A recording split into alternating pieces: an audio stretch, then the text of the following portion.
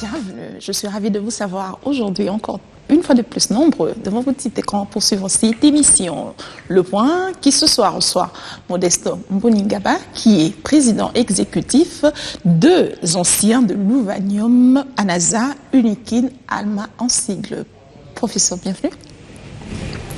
Merci. Vous allez bien? Oui, ça va. Alors c'est la première fois sur ce plateau? Oui, effectivement, c'est la première fois. Alors, quelle est votre impression? Vous avez déjà eu à suivre l'émission? Oui, j'ai eu l'occasion de suivre l'émission et j'ai apprécié la qualité de cette émission et le savoir-faire de la présentatrice. De Biwan. De Biwan. Ok. Alors, comme ça, vous faites partie de la société civile? Oui, l'association que je représente, qui s'appelle Association des anciens étudiants de l'université Lovanium, qui a changé de nom à plusieurs reprises. Aujourd'hui, elle s'appelle l'Université de Kinshasa, mais elle a aussi porté le nom de Université nationale du Zaïre, campus de Kinshasa. Mais c'est toujours la même université.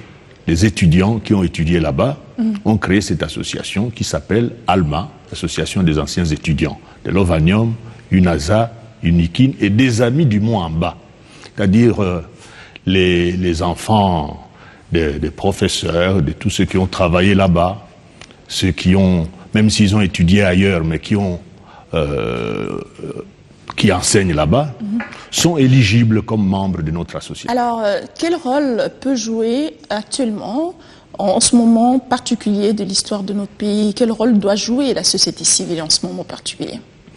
Oui, effectivement, avec tout ce qui se passe, notre association est une société savante parce qu'elle regroupe les anciens de notre université qui sont souvent des gens qui réfléchissent.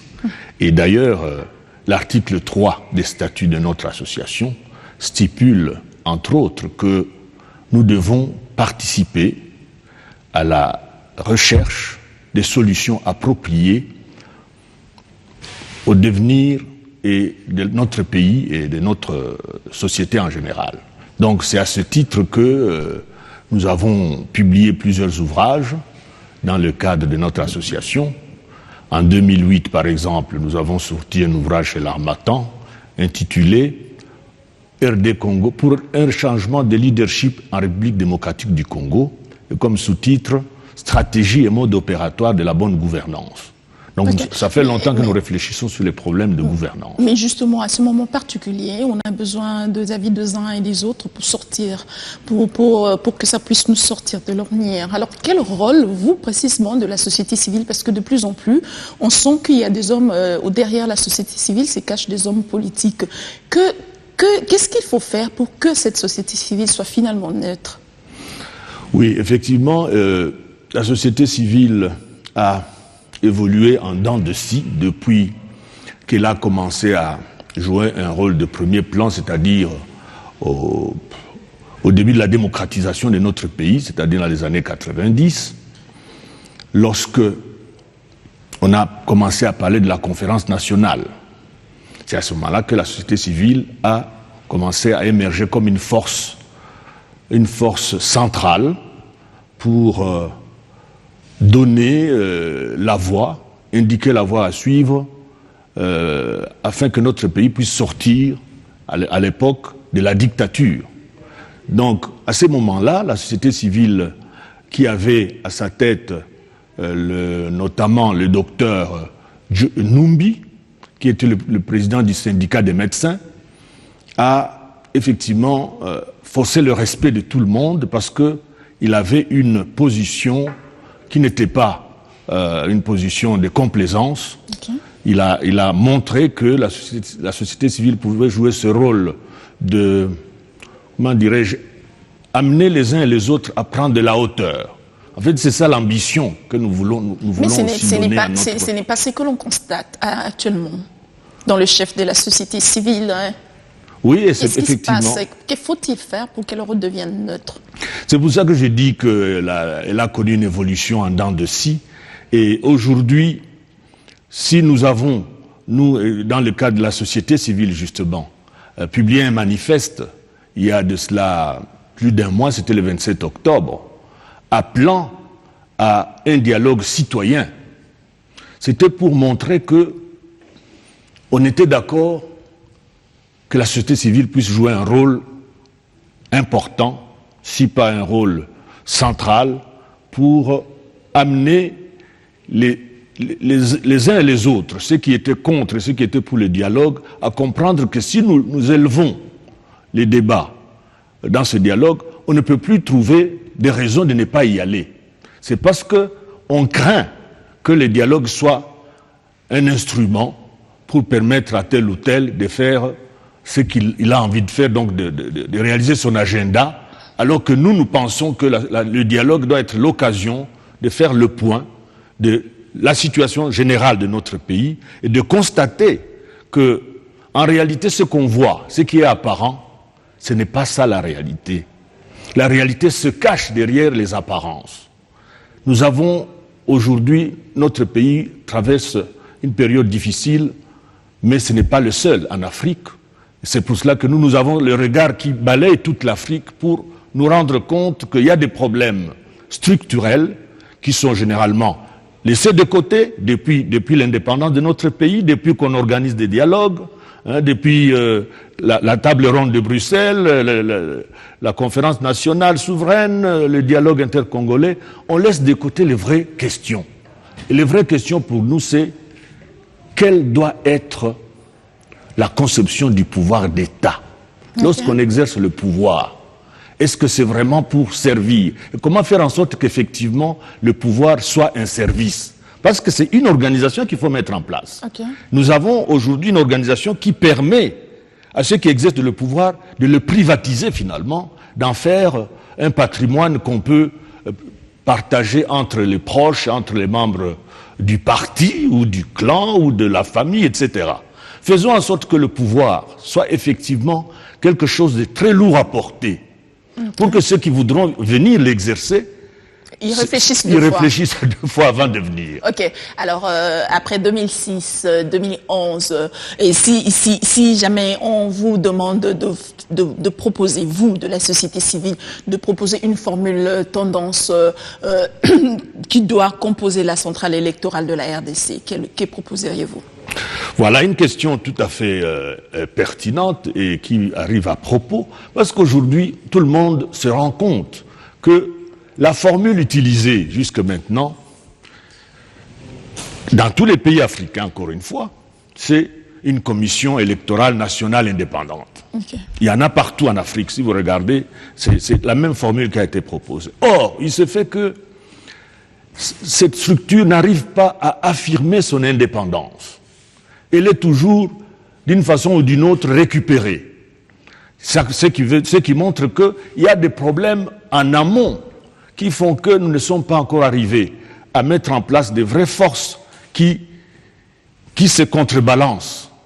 Nous avons en réalité en Afrique, le monolithisme revient toujours. Alors que sur papier, tout ça est écrit dans les constitutions africaines, l'indépendance des trois pouvoirs, etc. Mais la réalité, sur le terrain, on constate que tous les pouvoirs finissent par être concentrés entre les mains d'une seule personne. Et c'est partout pareil en Afrique. Vous avez certainement suivi... Et quelle sera la proposition de la société civile? La société civile pourrait proposer que, pour passer cette étape, parce qu'en réalité, il faut une transition réelle, effective, qu'on n'a jamais eue. C'est le mot qui fâche. Transition. Oui, malheureusement. Malheureusement, c'est le mot qui fâche. Mais nous, on ne cherche pas à faire plaisir aux gens. Nous, on veut montrer que le Congo n'a jamais connu cette transition-là. En 60, nous n'avons pas eu de transition. Le coup d'État est arrivé, 32 ans de dictature, le pouvoir change, mais par les armes, et ce nouveau pouvoir, il était censé incarner le changement qualitatif, mais on s'est rendu compte que le moboutisme a continué sans Mobutu. Donc c'est le système mis en place depuis 60 qui est mauvais. C'est pour cela qu'aujourd'hui, on ne peut pas faire le bilan de ce qui nous est arrivé en se limitant seulement au pouvoir en place. Il faut voir tout le parcours depuis 60 jusqu'à aujourd'hui et constater que c'est l'organisation mise en place qui n'est pas bonne, parce qu'elle ne permet pas aux citoyens de jouer effectivement leur rôle. Il faut faire en sorte que les citoyens redeviennent le patron du Congo.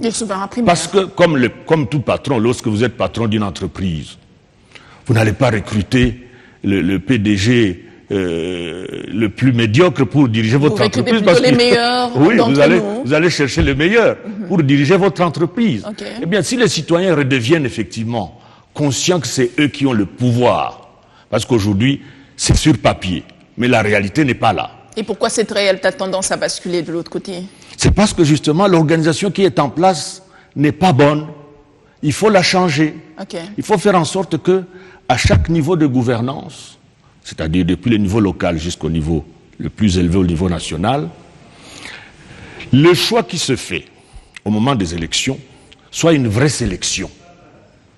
Faire en sorte sélection rigoureuse, hein? Oui, faire en sorte que celui qui... Mais c'est ce peuple qui n'est pas instruit à la base. Comment va-t-il faire cette sélection rigoureuse? Voilà pourquoi il faut révisiter cette organisation qui a voulu que même celui qui ne comprend pas puisse avoir sa voix puisse avoir le même poids que la vôtre ou la mienne.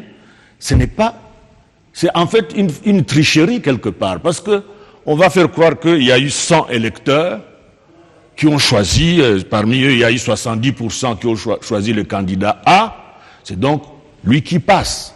Mais il se pourrait que les 70 qui l'ont choisi soient ceux qui ne comprennent pas sa vraie mission, mais qui ont été séduits par un discours peut-être mielleux, accompagné de quelques bouteilles de bière ou de t-shirts, etc. Et celui qui a effectivement la vraie perception, la vraie conscience des enjeux, et qui veut que les choses changent qualitativement, ne recueille que 30%. Okay. Mais ce sont peut-être les 30% qui sont les mieux éclairés et qui vont donc qui seront battus parce que le nombre a tranché. Okay. Nous voulons qu'on puisse réfléchir en profondeur sur toutes ces questions pour qu'on arrive à trouver la formule qui permette à ce qu'à chaque élection, les électeurs soient des vrais électeurs. Qu'on ne peut pas acheter avec une bouteille de bière. Okay. Si on arrive à mettre en place une telle organisation, alors c'est là que le Congo, mais pas seulement le Congo, mais toute l'Afrique va prendre un nouveau départ. Ok, alors on constate également que les églises ont aussi leur part, un mot dans leur rôle ou un mot à dire dans ce processus électoral. On a assisté à la visite du pape dernièrement dans les 3 pays africains, à l'occurrence Centrafrique, Kenya et Ouganda. Au Centrafrique, il y a une délégation congolaise qui s'est dépêchée pour assister à l'événement. Alors, quel rôle doit finalement jouer l'Église dans ce processus, dans ce moment particulier de l'histoire de notre pays, alors que nous savons que, par exemple, en Centrafrique, il y a les chrétiens et les musulmans qui sont très tués. Oui, c'est-à-dire que dans une société correctement organisée, celle dont nous rêvons, nous, l'Église va avoir moins de rôle à jouer parce que les choses iront tellement bien qu'on n'aura plus à intervenir. L'Église intervient quand elle sent que le pays risque d'aller à la dérive. Elle intervient avec raison. Oui, parce qu'elle est quand même fustigée quelque part. Oui, parce que l'Église, son rôle, c'est d'annoncer, mais aussi de dénoncer. Elle ne peut pas rester les bras croisés lorsqu'elle se rend compte qu'il y a des choses qui ne vont pas dans le bon sens. Le rôle de l'Église, ce n'est pas ramener, gagner les âmes pour l'éternel, pour le paradis. Oui, mais bien sûr, mais aussi veiller à ce que la justice... Vous savez qu'il y a toute une commission au niveau de l'Église qu'on appelle commission justice et paix, par exemple. Donc l'Église est très, très concernée. D'ailleurs, c'est pour ça qu'on parle de la doctrine sociale de l'Église. C'est que l'Église est impliquée dans le vécu de ses fidèles, mais aussi de tous les hommes et femmes de bonne volonté. Et donc, lorsque il y a une injustice quelque part, l'Église ne peut pas rester muette, elle doit dénoncer. Alors, par nécessité, lorsque la paix est menacée, l'Église ne peut pas rester muette, elle doit alerter. Par nécessité, elle est aussi obligée, ou elle a le pouvoir d'appeler à un soulèvement populaire? Non, l'Église ne peut pas appeler à un soulèvement populaire. L'Église voit les textes qui sont là, notre Constitution a prévu, dans un de ses articles, je crois 64, qu'il faut que les citoyens restent vigilants. L'Église rappelle tout simplement que cet article existe et c'est donc constitutionnel que les citoyens puissent effectivement se mettre, en ordre de, pas en ordre de bataille, mais se tenir prêt à arrêter toute tentative qui chercherait à violer l'une ou l'autre disposition de la Constitution. Ça aussi, c'est constitutionnel. Okay. Donc l'Église n'est pas sortie de son cadre. Ok. Alors on va rapidement parler de COP21 avant d'entamer les dialogues. Le COP21, il y a eu depuis hier le 21e conférence de Nations Unies sur le changement climatique. Alors tous les dirigeants du monde entier se sont réunis depuis hier à Paris pour parler de l'avenir de la Terre. Alors pensez-vous qu'un consensus va s'y dégager ? Bon, c'est ce que tout le monde espère, hein, mais il faut savoir que ce genre de négociations sont toujours difficiles parce que les égoïsmes nationaux sont tels que chacun veut tirer la couverture de son côté. Mais j'ai quand même le sentiment que pour cette fois-ci, on a suffisamment attiré l'attention sur les dangers qui menacent notre planète si nous continuons à nous comporter comme nous l'avons fait jusque maintenant. On a suffisamment montré que le pape encore une fois, a parlé, il a sorti toute une encyclique là-dessus pour montrer que la planète doit être mieux sauvegardée. Nous, les générations présentes, nous devons penser aux générations qui viendront après et nous devons donc veiller à ce que nous puissions léguer aux générations futures une planète qui est encore vivable. C'est tout simplement cela. Donc, si tout le monde prend conscience, comme ça paraît être le cas, qu'il faut faire quelque chose pour arrêter la dégradation de l'environnement, eh bien à ce moment-là, la conférence de Paris aura été un succès. En parlant de conscience, est-ce que finalement l'accord qui sera signé à Paris tiendra compte des promesses tenues afin de récompenser les pays qui abritent les forêts? Oui, voilà, mais là, il faut que nous soyons nous-mêmes de bons négociateurs. Il ne faut pas attendre seulement qu'on nous fasse des cadeaux, il faut savoir revendiquer nos droits. Et je note avec regret que ce n'est pas notre président lui-même qui est allé là-bas, même pas le Premier ministre. Bon, ça veut dire que pour eux, là-bas, c'est un message, ça. Ils vont se dire, mais donc ce pays-là considère que ce sommet, c'est un sommet un peu comme il y en a eu, il y en aura d'autres. Hein, ce n'est pas un sommet important. À ce moment-là, ils vont se dire, mais pourquoi le président lui-même n'y est pas allé? Donc je crois que là, nous avons été un peu en dessous de ce qu'il faut, des attentes des uns et des autres, y compris des Congolais. Alors, les experts de la RDC qui sont partis représenter le pays au nom du chef de l'État ont quand même dit qu'ils ne signeront pas cet accord si jamais la RDC n'est pas récompensée. Est-ce que vous pensez pensez-vous que toutes ces personnes vont finalement céder à ce chantage? Bon, parce qu'il faut dire que la RDC est le deuxième poumon vert mondial. Oui, le monde entier le sait maintenant. Oui, mais est-ce que le monde entier également va céder à ce chantage-là? Oui, c'est-à-dire que, bon, il faut pas y aller de cette façon-là, faire chanter les noms, c'est pas ça, je crois, le mot d'ailleurs, mais il faut que nous puissions défendre nos droits. Personne d'autre ne le fera à notre place. Nous devons montrer que, effectivement, en contrepartie de ce que nous apportons à l'humanité en termes d'oxygène pour réduire justement les effets néfastes de ces gaz à effet de serre. Oui, ces gaz à effet de serre, nous devons quand même, en retour, être gratifiés de quelque chose. C'est un droit. C'est un droit. C'est comme si nous étions les fournisseurs de 70% de l'eau potable qui est bue par les gens de la planète et qu'en retour on disait non, allez vous faire voir. Mais comment justement les contraindre, parce que ces pays qui émettent ces gaz à effet de serre ne sont pas non plus prêts à sacrifier leurs économies. Comment faire pour les contraindre justement pour entrer dans ces droits? Oui, l'équilibre va être difficile à trouver, mais il faudra qu'on arrive à trouver cet équilibre qui permette à ce que les économies ne soient pas sacrifiées, mais qu'on puisse, parce qu'on parle de transition énergétique, il faut passer des énergies fossiles qui émettent ce gaz à effet de serre aux énergies propres, qu'on appelle les énergies propres, et généralement c'est ce qu'on les appelle les énergies renouvelables. L'hydroélectricité, le solaire, l'énergie éolienne, et ainsi de suite. Donc, la technologie apparemment est déjà assez au point pour développer ces nouvelles sources d'énergie. Nous ici, si on installe des centrales hydroélectriques partout, il y a des sites pour cela, mais nous pouvons fournir de l'énergie électrique, même seulement avec le grand Ingan, déjà nous pouvons fournir de l'énergie électrique à beaucoup de pays. À toute l'Afrique. À toute l'Afrique, d'après ce qu'on dit. Mais nous avons un potentiel hydroélectrique de 100 000 mégawatts.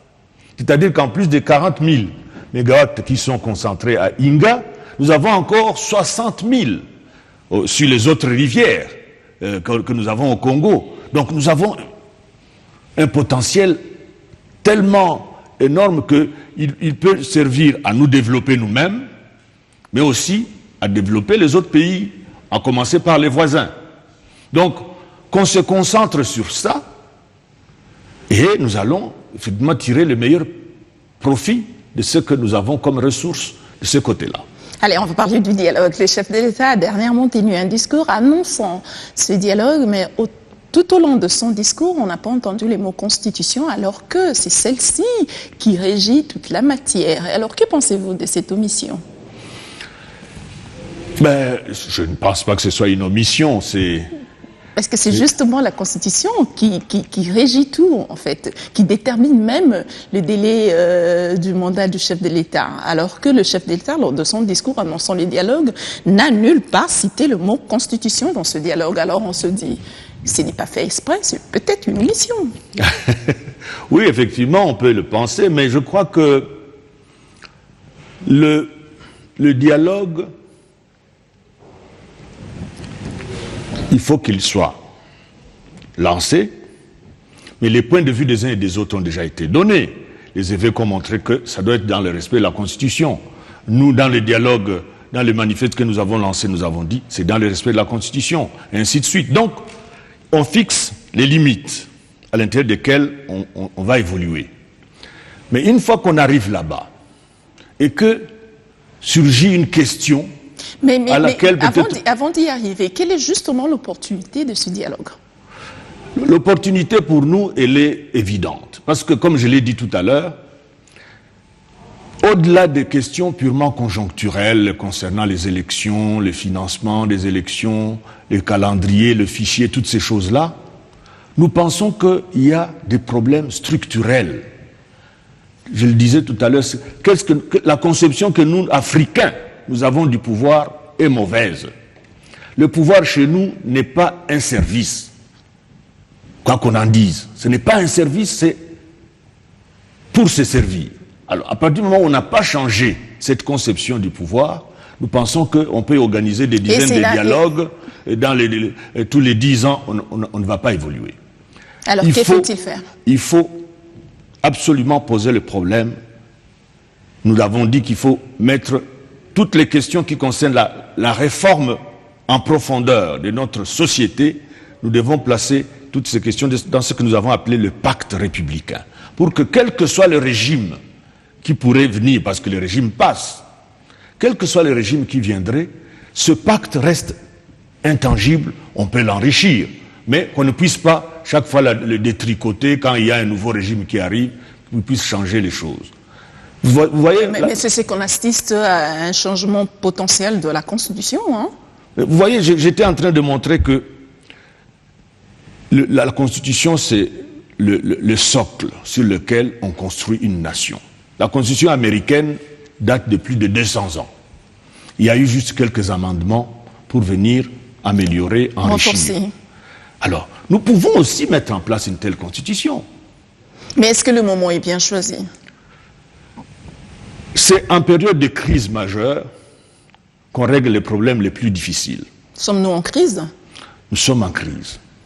Ce n'est pas visible pour le je ne dirais pas que vous êtes le commun des mortels, mais les gens ne voient pas à quel point le pays est bloqué. On ne voit pas à quel point, chez nous, un peu partout en Afrique, les trois pouvoirs n'existent pas. Les trois pouvoirs font un seul pouvoir. Ce n'est pas seulement ici, c'est regardez partout en Afrique, c'est ça, c'est pareil.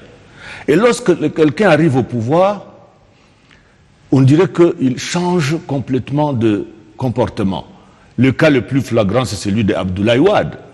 Abdoulaye Wade était le grand opposant, consulté par tout le monde, à qui on venait demander des conseils, etc., pour faire avancer la démocratie naissante en Afrique. Et lui-même, il arrive au pouvoir en 2000, il n'avait plus envie de partir. On se dit, mais c'est lui qui donnait des leçons avant d'y arriver. Maintenant, une fois arrivé, il devient lui-même le fidèle continuateur de ceux qu'il a remplacés, de ceux qu'il fustigeait quand il était dans l'opposition. Ça veut dire qu'il y a un problème très profond qu'on occulte jusque maintenant. Okay. Et qu'il faut profiter de la crise qui est là, parce que la crise c'est quoi? La crise c'est qu'un pouvoir est là, et comme Wade a voulu le faire, comme d'autres ont voulu le faire, il se dit, mais je peux encore rester un peu.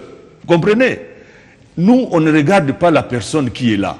Nous, on regarde pourquoi l'Afrique, partout en Afrique, une fois qu'ils y arrivent, ils n'ont plus envie de partir. Et quand ils sont contraints, parce que bon, il y a d'autres raisons, ils préparent le fils et ainsi de suite. Donc, il faut qu'on attaque le mal à ce niveau-là. Okay. Et ne pas seulement se focaliser sur un individu qui va partir après, mais celui qui vient, si le système ne change pas, il va se comporter de la même façon. C'est ça notre crainte. Okay. Parce que les changements en Afrique sont toujours des changements des personnes et non des changements de système. Nous voulons que cette fois-ci, si changement il y a, ce soit un changement de système. Et comment y parvenir, justement? Mais par l'intelligence de l'homme. Il faut faire confiance à l'intelligence de l'homme. En passant par les dialogues. En passant par les dialogues. Parce que justement, c'est à l'occasion du dialogue qu'on va montrer comment on peut arriver à ça. Alors, après à résoudre le mal à sa racine. Alors, après l'expérience de Sun City, que pensez-vous de la comodération qui, finalement, va nous amener à parler de transition ou d'une formule du genre 1+4? Mais c'est parce que, justement, toutes les formules que nous avons essayées jusque maintenant n'ont pas marché. Il faut se rendre compte que c'est depuis 60 que nous tournons en rond. Mais ce n'est pas très visible parce que lorsqu'on dit, voilà, il y a des réalisations. Mais bien sûr qu'il y a des réalisations. C'est indéniable. Il y a des réalisations. Mais par rapport à quel potentiel? C'est ça la vraie question. Est-ce que le Congo, des 60, on a dit qu'il était au même niveau que la Corée du Sud, que le Canada, ainsi de suite. Aujourd'hui, il y a effectivement quelques avancées, mais vous voyez les décalages. Ça veut dire qu'on ne peut pas se contenter de dire oui, mais il y a eu des routes qu'on a construites, il y a quelques réalisations ici et là, donc ça va. Non! Il faut toujours se demander, est-ce que par rapport au potentiel du Congo, ce qui a été fait est effectivement l'optimum qu'on pouvait atteindre? Parce que si on ne calcule pas ou on ne mesure pas de cette façon-là, on reste dans le relativisme.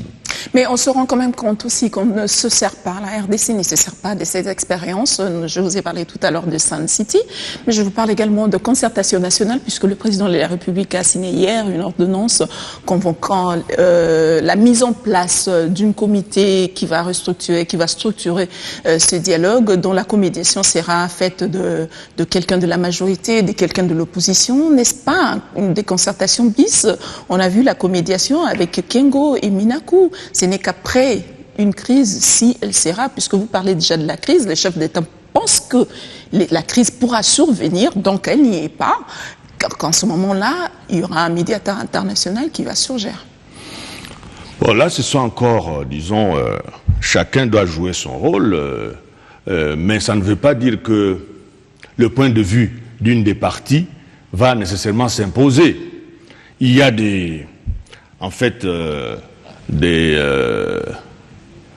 comme on dit, des manœuvres politiques. Mais au final, il faudra qu'on arrive à montrer que le dialogue qui est convoqué effectivement, c'est un vrai dialogue, parce que vous avez bien fait d'évoquer les concertations nationales. Lorsque vous donnez le sentiment que vous voulez, en fait, faire venir des gens qui vont juste vous dire ce que vous voulez qu'on vous dise, mais à ce moment-là, ça décrédibilise toute la démarche. Il faut rassurer tout le monde, de montrer que vous voulez convoquer une rencontre qui va faire rencontrer les points de vue, au départ divergents, mais avec l'échange, on va arriver peut-être à trouver l'équilibre, à trouver le moyen terme pour faire avancer le pays. C'est cela. Si le dialogue déjà tombe dans les travers des concertations, alors à ce moment-là, évidemment, ce sera un mort-né. Alors que quelque part, de l'autre côté, Vital Kamerhe, l'opposant phare de Kabila, accuse ce dernier de vouloir faire un coup d'État constitutionnel et qu'en appelant à un nouveau système électoral, Joseph Kabila veut plonger le pays dans une nouvelle république. Quel est votre commentaire là-dessus? D'abord, il faut distinguer deux choses. Il faut considérer que, par rapport à la Constitution actuelle, il y a des choses qu'on ne peut pas faire. Mais en même temps, il ne faut pas refuser d'aborder les questions de fond. Tout à l'heure, je disais que lorsque nous allons voter pour le président de la République, le bon sens voudrait que tous ceux qui votent, qui choisissent parmi les candidats qui se manifestent, connaissent la mission d'un président de la République. C'est quoi sa mission? Parce que sur quelle base allez-vous choisir les meilleurs d'entre eux? Parce que nous avons dit dès le départ qu'il faut toujours choisir le meilleur. Sur quelle base allez-vous choisir le meilleur d'entre les candidats si vous ne connaissez pas sa mission, le contenu de sa mission? Parce que c'est par rapport à la mission qu'on regarde le profil le plus approchant, le meilleur profil par rapport à cette fonction-là. Par rapport aux attentes. Par rapport aux attentes. Ça, c'est une question de fond. On ne peut pas l'éluder comme ça sous prétexte que ceci ou cela. Aussi longtemps qu'on n'aura pas eu le courage d'aborder cette question, de se dire, est-ce que nous ne faisons pas fausse route lorsque nous continuons à fermer les yeux sur ça? Comprenez? Fermer les yeux sur, finalement, ce qui fonde une démocratie. Alors vous êtes d'accord avec Kamerhe que le président Kabila veut faire un coup d'État constitutionnel? Non, moi je suis en train de montrer que la Constitution, nous l'avons dit nous-mêmes dans notre manifeste, doit être respectée. Mais lorsqu'il y a une question de fond qui est soulevée, on ne peut pas sous prétexte que non, la Constitution ne veut pas qu'on aborde ce genre de questions. Non. On doit se demander, mais effectivement, est-ce que nous sommes dans le bon par rapport à ce que nous faisons jusqu'ici? Parce que nous avons dit que une voix qui peut se faire acheter parce qu'on a donné une bière, mais cette voix-là tue la démocratie. Comment allez-vous avoir une démocratie solide lorsque vous avez beaucoup de gens qui bradent leur voix contre une bière, contre un t-shirt? Mais je ne suis pas en train de dire qu'il faut qu'on aille au système dont on a parlé comment on appelle ça, démocratie indirecte ou quelque chose comme ça, où on prend les grands électeurs choisis par d'autres, et puis c'est eux qui vont choisir au sommet. Non, je suis en train seulement de réfléchir pour dire quel est le meilleur système qui puisse nous permettre d'arriver à ce que, à chaque élection, tous les électeurs soient effectivement de vrais électeurs qui connaissent la mission de celui qu'ils vont choisir. Et une fois qu'il est élu, ils vont, parce ils l'ont choisi en fonction de son programme, et une fois qu'il est élu, on va surveiller l'exécution de son programme. Okay. Parce qu'à la fin du mandat, on doit évaluer, se dire, mais est-ce qu'il a été vraiment conforme, il a respecté les engagements qu'il a pris pour se faire élire? Oui. Ah bon. Comme la Constitution permet qu'il puisse se représenter, moi je suis prêt à lui accorder un nouveau bail. Mais nous parlons de Kabila qui ne se représentera pas. Un cas précis. Moi je préfère ne pas voir les personnes maintenant. Il faut voir le Congo d'abord. Il faut voir le Congo. Comment on fait en sorte que le Congo, quel que soit celui qui viendra, soit effectivement celui qui correspond aux attentes et qui porte les espoirs des Congolais qui savent, eux, ce qui doit être fait. Parce que c'est ça l'enjeu. Si les Congolais qui savent ce qui doit être fait choisissent non seulement le président de la République, mais aussi les députés nationaux, pour nous, même aussi les sénateurs, nous pensons que les sénateurs aussi devraient se faire élire directement par les citoyens, mais une catégorie de citoyens conscients des enjeux, capables de faire un vrai tri, une vraie sélection. Donc vous voyez que nous sommes très loin de ce qui se dit, et dans l'opposition, et dans le pouvoir, parce que ceux de l'opposition ne veulent pas qu'on sorte du système actuel, alors que nous pensons qu'il faudra à un moment se demander comment faire en sorte que le Congo soit effectivement, puisse prendre son envol et être le pays phare au niveau, pas seulement de l'Afrique centrale, mais de toute l'Afrique. Alors, que comprenez-vous par l'expression, je cite, engager dès à présent une réflexion sur un système électoral avec des modalités de vote peu coûteuses, comme c'est dans le cas dans d'autres pays? Nous sommes là dans le discours du chef de l'État. Oui, là, c'est les éléments de langage, comme on dit. Que comprenez-vous par ça veut dire qu'il faut qu'on puisse jeter un regard sur le mode de scrutin tel qu'il fonctionne aujourd'hui. Mais je sais que ceux qui parlent de ce changement de mode de scrutin pensent à un système plus, comment dirais-je, plus simple, qui est le suffrage indirect, comme les gouverneurs sont élus par les députés. Les sénateurs sont élus par les députés provinciaux. Et donc, on veut peut-être amener à ce que le président de la République soit élu aussi par des députés provinciaux ou nationaux, ou tous ce qu'on appelle les grands électeurs. Mais nous sommes dans une autre logique. Je viens de vous montrer que nous sommes dans la logique de dire, faisons en sorte que, à chaque élection, au niveau local, je considère que tout le monde est outillé pour choisir le meilleur, au niveau local, de la commune ou de la collectivité. Même celui qui n'a pas été à l'école sait qui est l'homme qu'il faut pour diriger sa chefferie ou sa commune. Parce qu'il connaît les gens qui sont là. Les gens se connaissent. Vous n'avez pas besoin d'avoir beaucoup de connaissances livresques ou autres pour bien faire les choses. Mais à partir de la province, vous voyez qu'au niveau de la province déjà, surtout en ce qui concerne notre pays, les tribus entrent dans la danse. Ça devient les leaders tribaux de tel groupe, etc. Et ce n'est plus le meilleur qu'on cherche, mais c'est celui qui a réussi à rassembler le plus grand nombre de tribus contre des promesses certainement qui ne seront peut-être pas réalisées. Et à ce moment-là, on n'est plus dans la logique de choisir le meilleur. Nous voulons qu'à chaque niveau de gouvernance, les élus, et ceux de l'exécutif qui sont souvent l'émanation des élus, puissent être effectivement les meilleurs d'entre nous.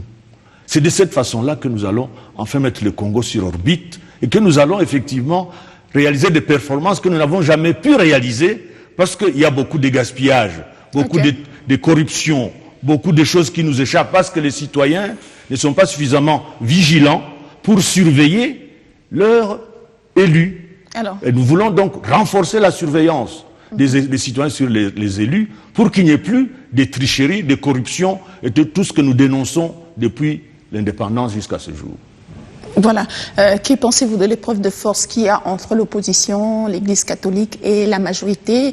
L'opposition et l'Église catholique accusent le président de la République de vouloir marcher sur la Constitution pour se maintenir au-delà de 2016. Quel est votre commentaire? Mais je viens de vous montrer ont-ils raison? Oui ou non? Je viens de vous montrer que dans le système qui est là, au Congo, et un peu partout en Afrique. Regardez ce qui se passe ailleurs en Afrique. Je voudrais avoir votre réponse. Oui. Est-ce que ont-ils raison de penser ainsi ou non? Ils ont lu la situation telle qu'elle est. Ils ont vu. Et ils ont raison de penser que le président de la République cherche à marcher sur la Constitution pour se maintenir au-delà de 2016. C'est leur droit de penser ça. Ont-ils raison? C'est ça ma question.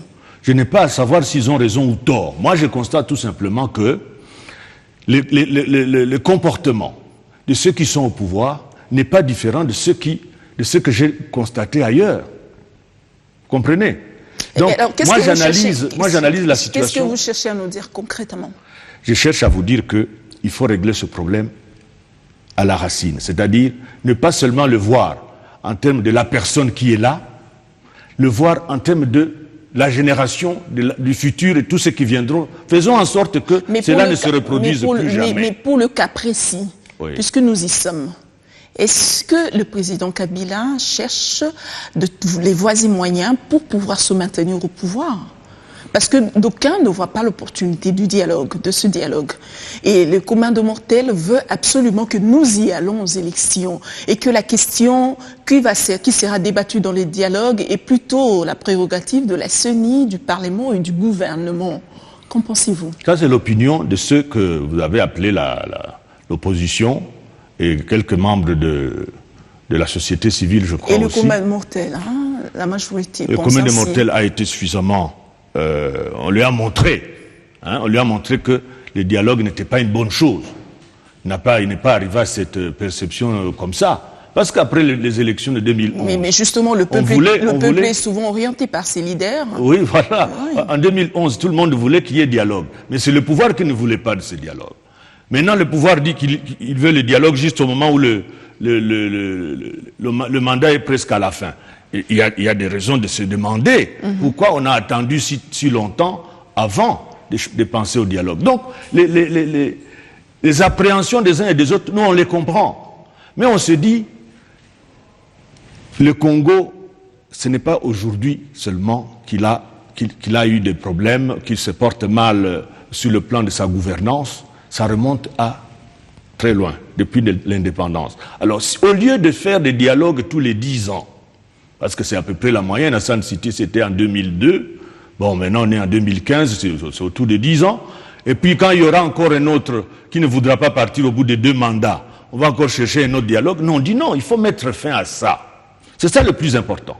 Au lieu de voir seulement ceux qui sont là et dire bon, ils ne veulent pas partir, il faut qu'ils partent, mais une fois qu'ils seront partis, ceux qui vont venir ne vont pas se comporter différemment. Okay. C'est ça notre préoccupation, nous. Nous voulons que les comportements changent une fois pour toutes. Et rien ne nous garantit qu'ils se comporteront différemment, puisqu'ils ne font aucune proposition, c'est ça? Qui? L'opposition. Oui, non, nous on n'a pas de doute là-dessus. On sait que le système qui est là, parce que nous étudions ce système depuis... Vous savez qu'il y a eu un séminaire d'évaluation des processus électoraux en Afrique, juste au moment où s'ouvrait le dialogue intercongolais à Sun City. Et ce processus, ce séminaire a été organisé par une commission spécialisée de l'OUA, avant que ça devienne Union africaine, ça s'appelle Commission africaine des droits de l'homme et des peuples. L'organisme existe toujours. Elle a fait ce séminaire d'évaluation, et la conclusion a été que, en Afrique, si on veut que les choses changent, il faut imaginer des formules nouvelles en ce qui concerne les élections. Parce que chaque fois que le pouvoir qui est là ne veut pas perdre les élections. Okay. Vous voyez, c'est donc une sorte de mécanique interne. Il est là, il faut qu'il gagne, quoi qu'il arrive. Alors la CENI, on fait tout pour que la CENI soit en mesure de donner des résultats favorables, etc. Alors, donc, tant qu'on ne sort pas de ce système-là, ça va continuer. Alors, c'est-à-dire, l'Afrique fabrique des hommes forts à la place des institutions fortes. Exactement. Alors, que pensez-vous, que répondez-vous à ceux qui pensent que le problème de la RDC, c'est sa classe politique? Nous n'avons plus que 2 minutes pour finir la mission. Eh bien, vous savez qu'effectivement, nous avons un problème, mais la classe politique aussi est à l'image des Congolais. Vous savez, on dit que chaque peuple a les dirigeants qu'il mérite. C'est pas tout à fait faux. C'est pour ça qu'il faut changer qualitativement la structure citoyenne pour qu'à chaque niveau de gouvernance, nous ayons effectivement des citoyens aguerris, vigilants, exigeants, qui vont faire émerger une nouvelle classe politique à cette image-là. Mais aujourd'hui, tant qu'on n'aura pas changé à la base cette structure qui est là, nous allons continuer à avoir une classe politique à l'image de cette société qui est la nôtre aujourd'hui. Alors, M. Monique Gaba, Modeste, merci beaucoup. C'est moi qui vous remercie. Vous êtes président exécutif de l'ALMA. De l'ALMA, c'est ça. Et vous faites partie de la société civile. Exactement. Merci à vous. Merci à vous aussi. On se revoit la semaine prochaine, mardi 20h30, pour de nouvelles questions d'actualité, mais également avec un nouvel invité. Entre-temps, vous pouvez revoir cette émission demain à 7h15, mais également le vendredi à 22h30. Entre-temps, prenez bien soin de vous et surtout, restez avec nous sur B1.